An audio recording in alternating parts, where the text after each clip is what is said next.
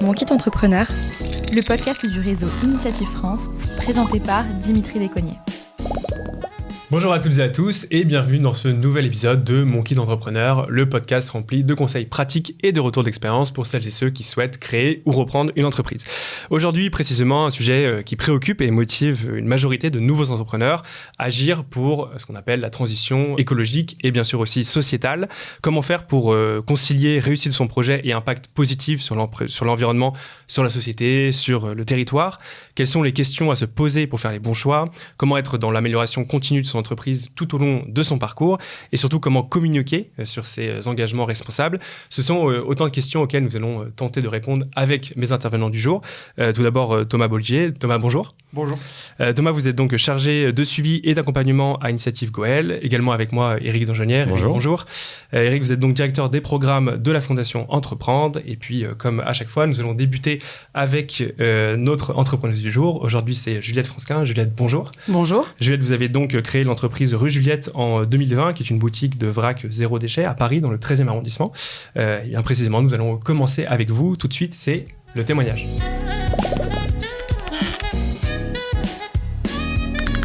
Alors Juliette, en premier lieu, est-ce que vous pouvez vous présenter puis nous parler un petit peu de votre projet? Ok, donc je suis Juliette Fransquin, comme vous le disiez. J'ai bientôt 50 ans, donc clairement, c'est pour moi une reconversion professionnelle. J'ai eu une autre vie avant, où j'étais cadre dans divers secteurs, beaucoup plus orientés autour des nouvelles technologies ou des technologies en général. J'ai eu 2 grosses expériences en start-up, et puis une expérience de 7 ans dans une grande entreprise, puisque c'était Capgemini. Voilà, mais j'ai toujours eu envie de monter mon projet, d'où d'ailleurs certainement ces grandes expériences en start-up, sauf que on se rend compte assez rapidement au bout de quelques temps, que c'est pas son projet à soi. Et en fait, j'ai moi eu l'opportunité de prendre un peu de temps pour moi. Donc j'ai fait poser un congé sabbatique en 2018-2019. Et on est parti en famille faire le tour du monde. Voilà, c'était clairement au départ juste une envie personnelle, un rêve. Et on se disait, on va montrer les beautés de la planète à notre fille avant qu'elle ne dégénère. Donc, il y avait quand même une petite fibre environnementale au démarrage. Et puis voilà. Et en fait, au fur et à mesure du voyage, cette envie s'est affirmée, notamment parce que là où je pensais montrer à ma fille uniquement les beautés de la planète, eh bien, j'ai vu un monde qui était en grand danger. C'est-à-dire que là, c'est plus des images de docu, c'était sous nos yeux. Le réchauffement climatique était là, les déchets étaient partout. Et en fait, on s'est dit, soit on reste sur place. Donc, j'étais avec mon conjoint. Soit on rentre et on fait quelque chose qui va servir à notre échelle à changer un petit peu les choses et à influencer les gens dans leur mode de consommation. Voilà, donc c'est de là qu'est née l'idée de Rue Juliette. L'idée étant d'aider les gens à changer leur façon de faire leurs courses et de leur proposer de faire leurs courses sans emballage jetable. Donc effectivement, comme vous le disiez, aujourd'hui Rue Juliette, c'est avant tout une épicerie vrac dans le 13e arrondissement, mais c'est également une boutique en ligne, puisqu'on a un site web qui nous permet de livrer tout Paris sur des bases de consignes. Donc là, on livre des particuliers. Et depuis une petite année maintenant, on commence également à servir les professionnels. Voilà. Donc on comprend bien, l'engagement sociétal, il est hyper prégnant dans votre projet. Comment ça se manifeste, comment ça se cristallise vraiment au quotidien? Au quotidien, déjà, quand on franchit le seuil de Rue Juliette ou qu'on décide de nous passer une commande, on sait qu'on n'aura pas d'emballage jetable. Franchement, j'ai longtemps hésité à mettre des sacs Kraft. Après, je me suis quand même rendue à la réalité que ça pouvait être important. Mais même dans la boutique, on a énormément développé la consigne. Donc, soit les gens peuvent prendre des bocaux vides et les remplir, soit, avec le temps, j'ai aussi réussi à avoir beaucoup de références de produits qui sont déjà conditionnés, soit dans des bocaux, quand c'est des soupes, des plats tout faits, des confitures, du miel, ou des boissons. Et voilà. Et en fait, du coup, on a vraiment aujourd'hui, on peut faire vraiment ses courses sans aucun emballage jetable. On a tendance assez naturellement à opposer l'efficacité économique et l'efficacité écologique. Quel est votre point de vue? Effectivement, de toute façon, on ne va pas se mentir, l'équilibre, il est difficile. Ne serait-ce que déjà parce que j'ai choisi de travailler dans l'alimentaire et qu'on ne marge pas sur l'alimentaire énormément. Et puis, je me suis lancée sur une période qui n'était pas forcément très, très faste à ce niveau-là.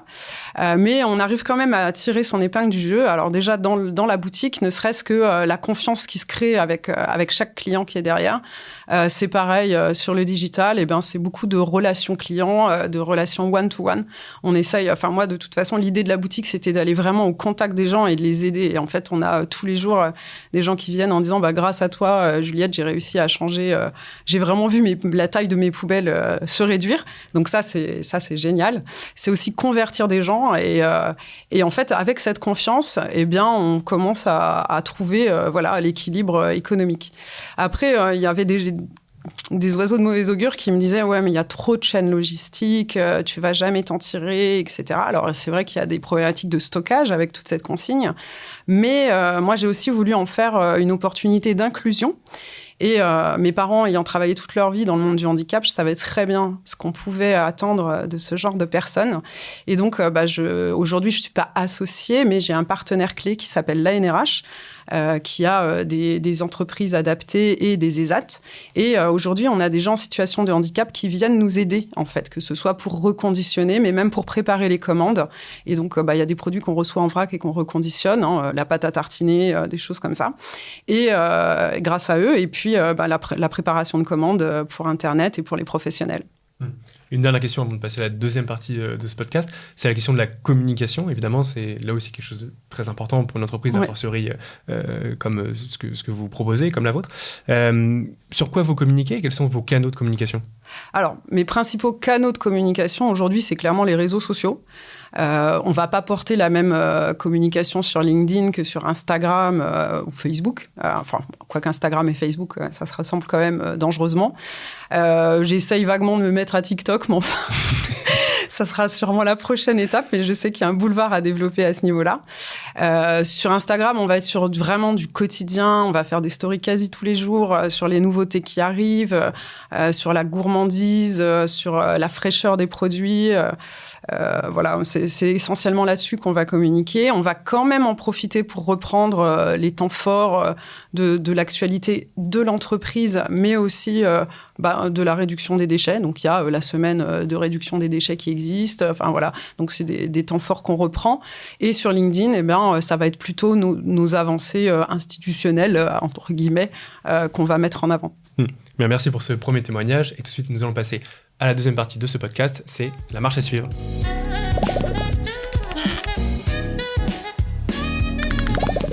Bien, Thomas et Eric, vous avez donc écouté attentivement le témoignage de Juliette. Ce témoignage, qu'est-ce qui vous inspire?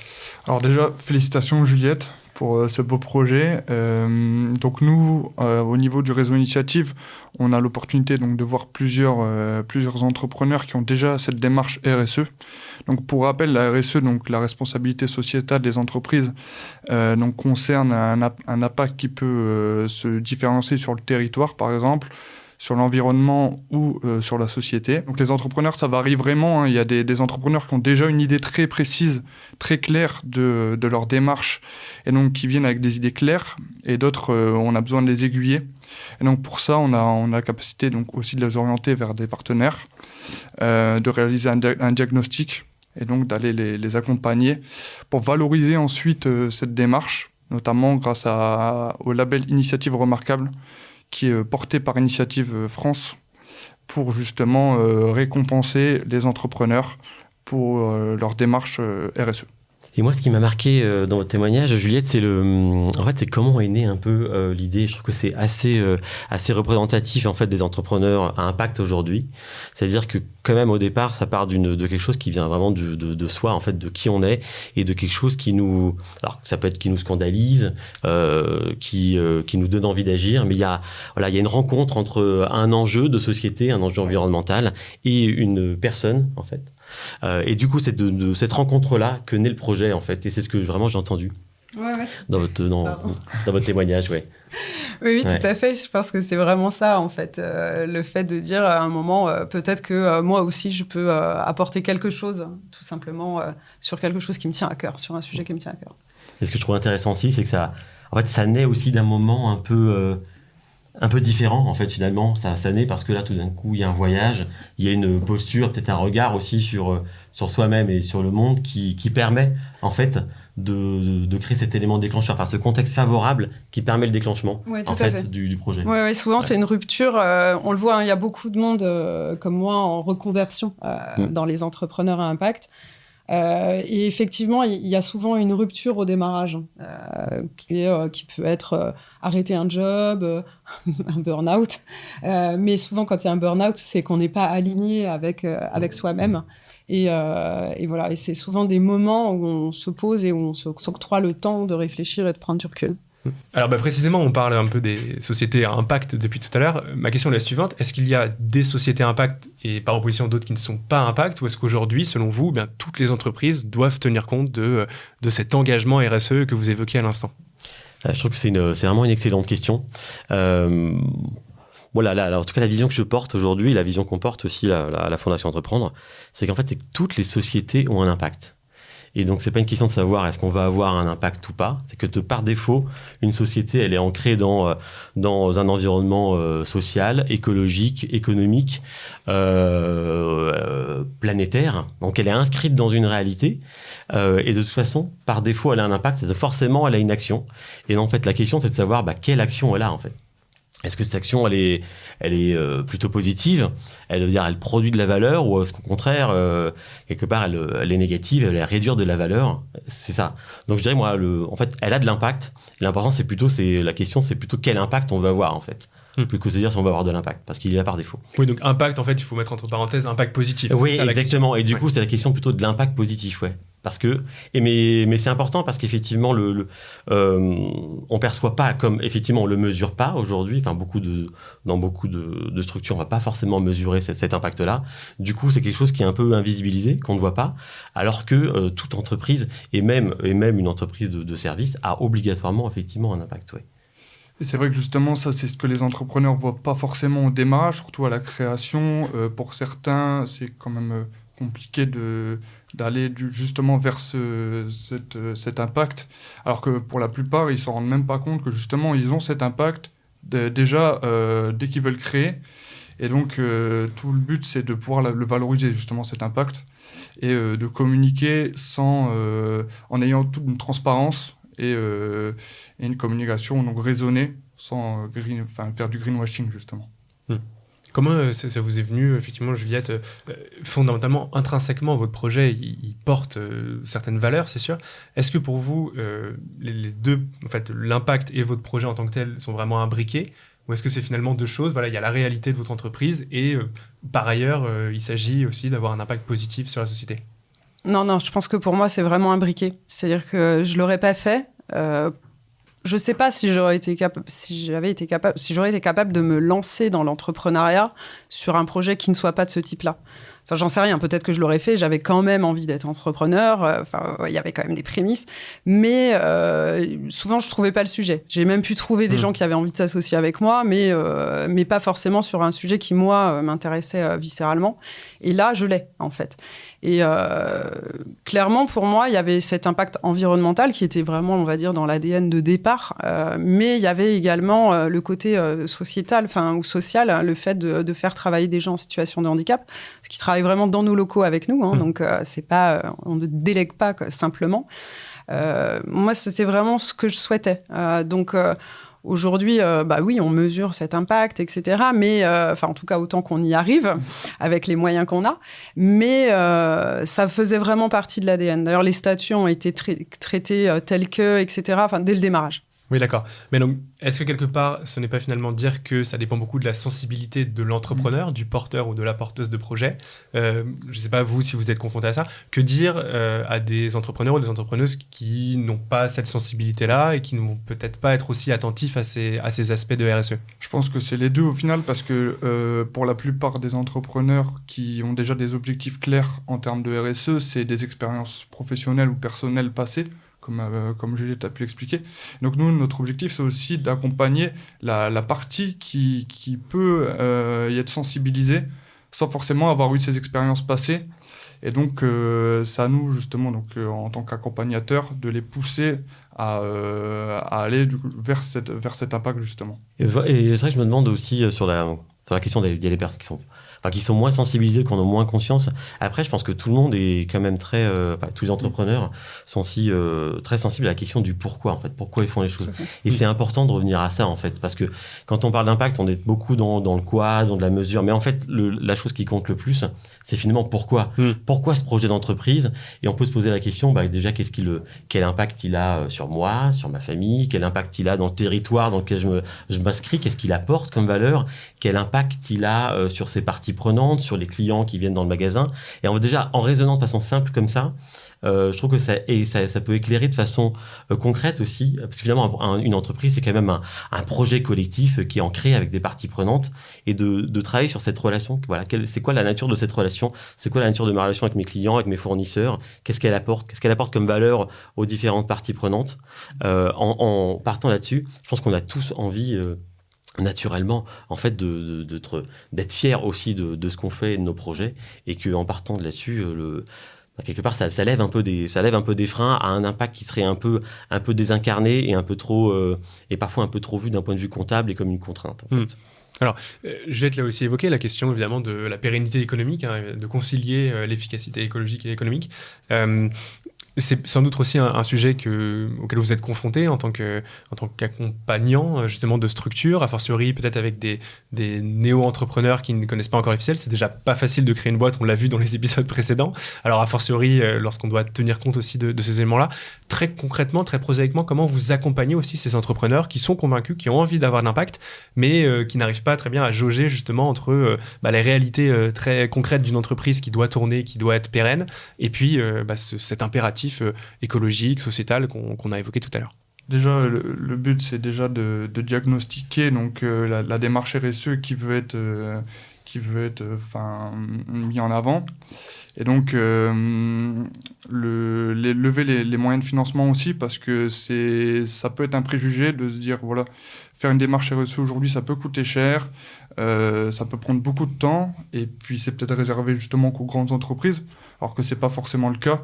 Et donc nous, en tant qu'accompagnateur, il faut justement les accompagner sur cette démarche en trouvant les financements, en évaluant les coûts, et donc pouvoir leur donner des solutions aussi pour que cette démarche puisse se mettre en place, quoi. Et je pense qu'il y a un moyen aussi possible, en fait, parce que finalement, souvent, les démarches RSE, c'est souvent un peu périphérique à la stratégie principale et au modèle économique. Donc déjà, s'il faut avoir un modèle économique et en plus avoir une démarche RSE à côté, il faut mener un peu deux combats de front, c'est compliqué. En fait, souvent, les bonnes solutions, c'est d'imbriquer totalement les deux. C'est-à-dire d'avoir un modèle économique qui soit directement RSE natif, en fait. C'est-à-dire que le modèle économique, naturellement, génère du coup de la responsabilité sociale et environnementale. Je pense que, quand j'entends votre projet, c'est exactement ça, en fait. C'est-à-dire que le projet est dedans. Donc, du coup, ça devient la stratégie première de l'entreprise et du projet entrepreneurial de prendre en compte cet impact, et même la valeur du projet est liée en fait à l'impact, et ça c'est hyper important. Et en fait, parce que finalement dans cette démarche là, c'est de se dire, en fait, quand on prend des décisions en tant qu'entrepreneur, on va mettre en fait le business au même niveau d'importance que cet impact sur les humains et sur la planète. C'est ce que propose d'ailleurs un concept qu'on appelle de la perma-entreprise, qui est un peu théorisé, ces principes éthiques d'action qui peuvent éclairer ça. C'est-à-dire que c'est aujourd'hui, on prend surtout des décisions autour du business, et puis après on se dit qu'est-ce qu'on peut faire sur l'impact, sur les gens et sur la planète. Et là, c'est de réunir les trois, en fait, et de dire qu'on prend ces décisions avec toi. Et le fait d'articuler les deux, ça permet de créer effectivement des nouveaux modèles économiques. C'est ça qui est compliqué, c'est parce que c'est souvent des nouveaux modèles, et donc on est en train un peu de réinventer des choses, des terrains qui sont nouveaux, quoi, en fait. Absolument. Mais en même temps, ça laisse part aussi à une grande créativité. Complètement. Et quel est votre retour d'expérience d'ailleurs? Vous l'avez évoqué très rapidement, mais est-ce que vous avez été accompagné spécifiquement là-dessus? Sachant que précisément, vous l'avez dit, les deux étaient pensés de manière concomitante, finalement, l'économique et le côté RSE. Ouais, en fait, j'ai été doublement accompagnée. Alors déjà, au départ, dès que j'ai voulu créer mon entreprise, moi, je me suis mise dans un incubateur. qui était un incubateur de la CCI, CCIP, qui s'appelait Incuba School. Donc qui est CCIP, devenu... la Chambre de commerce et d'industrie de Paris. Tout à fait, pardon. Et voilà, et qui d'ailleurs est devenue Positive Incuba School. C'est pas pour rien, c'est parce qu'il y avait déjà beaucoup de projets... on va dire qui font sens ou avec un impact en tout cas dans notre promo, quoi. Et donc c'est des programmes de 6 mois et ça permet à la fois en termes de, on avait des coachs qui étaient là pour ça, mais même entre nous de nous challenger et ne pas sentir trop de solitude dans le montage du projet.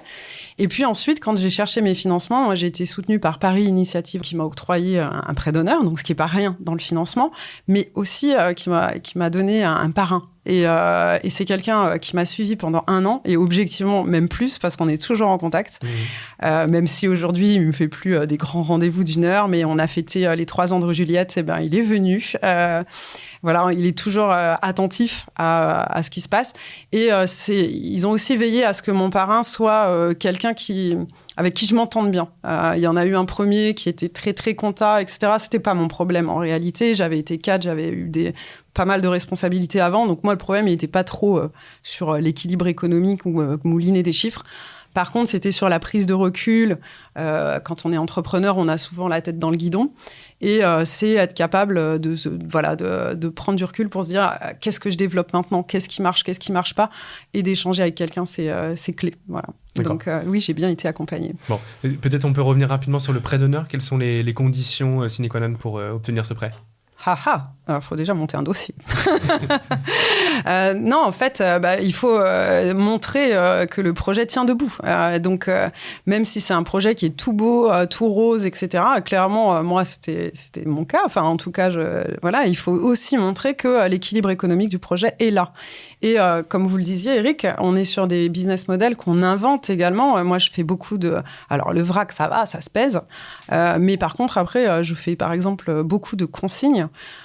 Et ça, c'est des business models qui sont tout nouveaux. Quand j'ai commencé, il y a maintenant un peu moins de 4 ans, il n'y avait même pas de chaîne de lavage en région parisienne. Comment on va laver les bocaux quel partenaire on va réussir ou non à trouver pour proposer les produits qu'on souhaite. Voilà. Et ça s'invente tous les jours en réalité.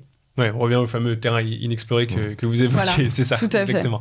Peut-être une question, alors je ne sais pas qui veut la prendre, mais comment on mesure aussi cet impact sociétal ? Déjà, faut-il le mesurer nécessairement ? On comprend bien que les aspects financiers, on a un bilan, on a un compte de résultats, certes. Je crois qu'il y a des nouveaux moyens de comptabilité qui sont aujourd'hui inventés et qui essaient justement de tenir compte de ça, mais ça reste embryonnaire.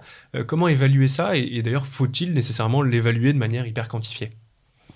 Moi, j'aurais tendance à penser qu'il faut... quand on est, si on ne mesure rien, en fait, c'est difficile de savoir où est-ce qu'on est. En sachant que l'impact, c'est quand même aussi un chemin. C'est-à-dire qu'on va approfondir, on va peut-être découvrir aussi des nouveaux champs d'impact qu'on n'avait pas. Dans votre projet, Juliette, c'est parti quand même surtout sur la consigne, sur la réduction de déchets. Et là, on voit qu'à un moment donné, il y a aussi une démarche sociale, finalement, à travers, évidemment, le travail que vous faites avec des personnes en situation de handicap. Du coup, là, c'est quelque chose de nouveau. En tout cas, ça prend une nouvelle dimension, en tout cas dans votre projet.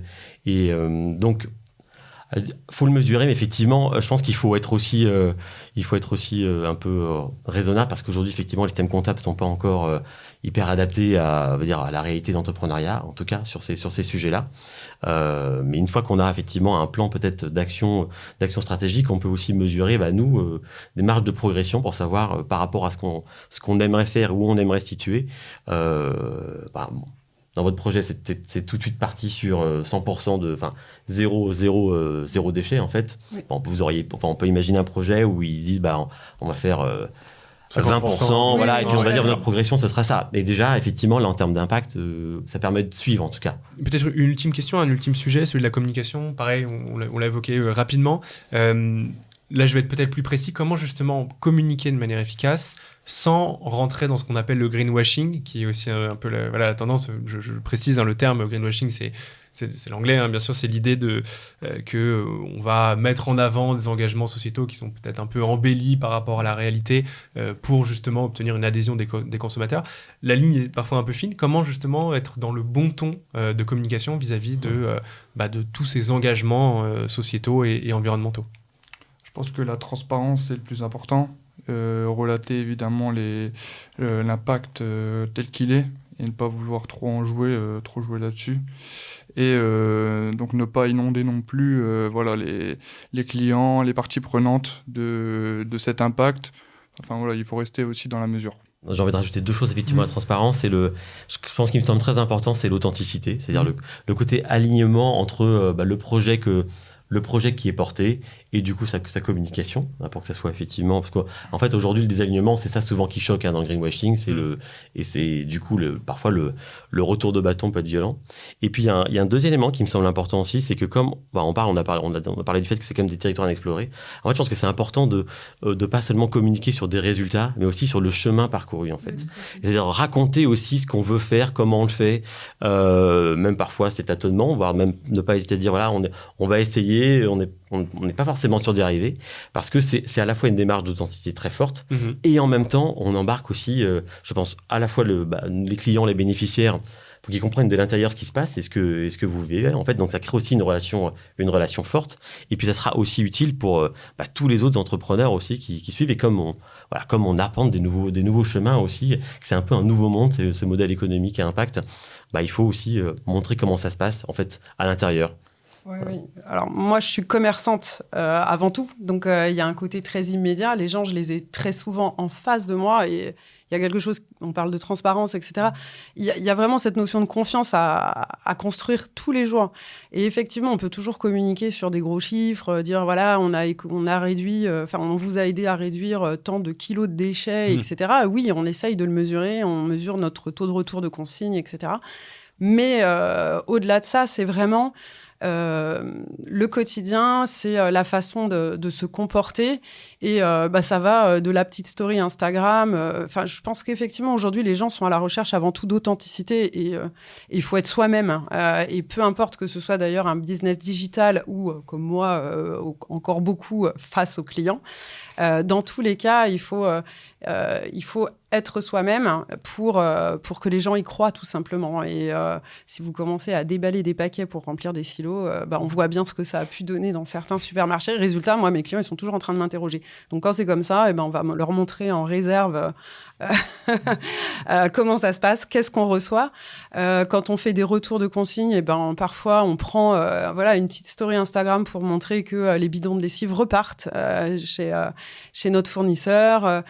C'est montrer comment ça se passe. Voilà. Oui, on avait même imaginé à un moment faire un espèce de vie ma vie, parce qu'on fait souvent, il y a une grande proximité, donc on fait des dégustations, on fait venir nos partenaires, etc. Mais c'est aussi montrer comment ça se passe en traçabilité, comment ça se passe, pour vraiment rassurer les clients. Encore tout à l'heure, j'avais une dame qui me disait « je suis contente que vous me serviez parce que j'ai peur en termes d'hygiène, etc. » Ok, vous avez le droit de vous servir. Simplement, voilà exactement comment ça se passe, comment se passe la désinfection, comment se passe le lavage. Je lui racontais juste ce qu'on fait tous les jours au quotidien. Donc on l'aura compris, je pense que c'est ce qui ressort le plus de vos points de vue respectifs, c'est vraiment l'authenticité qui prime, montrer effectivement sans artifice ce que vous pouvez mettre en place. C'était ma dernière question. Merci à tous les trois pour l'ensemble de vos réponses. On va passer tout de suite à la troisième et dernière partie de ce podcast. Tout de suite, c'est le conseil.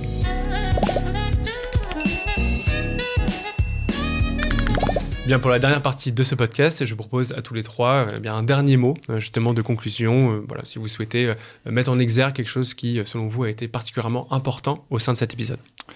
Moi, ce que je voudrais dire aux créateurs, aux futurs créateurs d'entreprises, aux repreneurs, ce serait la démarche RSE aujourd'hui, on peut la prendre en compte même pour des petites entreprises ou des moyennes. C'est pas réservé qu'aux grands groupes. On peut commencer petit et puis grossir au fur et à mesure. Voilà ce que je voudrais dire aux entrepreneurs. Moi, ce qui m'a marqué, c'est un point important, en fait, c'est comment transformer en fait, parfois des contraintes finalement en des sources de créativité et d'opportunités. Et je pense que c'est assez clé dans justement dans ces modèles économiques, dans cet entrepreneuriat impact. Forcément, on a l'impression qu'on va se rajouter des contraintes.